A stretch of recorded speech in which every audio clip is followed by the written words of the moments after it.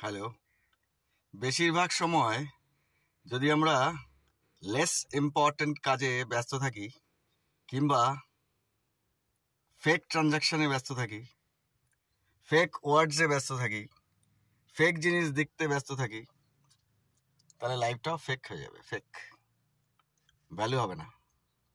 Value addition করা যাবে ভালো কাজে, পজিটিভ কাজে, দরকারি কাজে।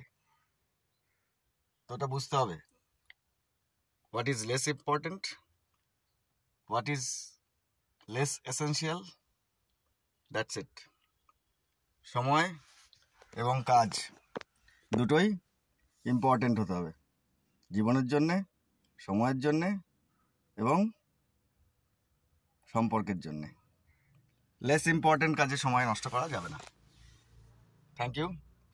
Enjoy personal activities with fine priorities. Thank you.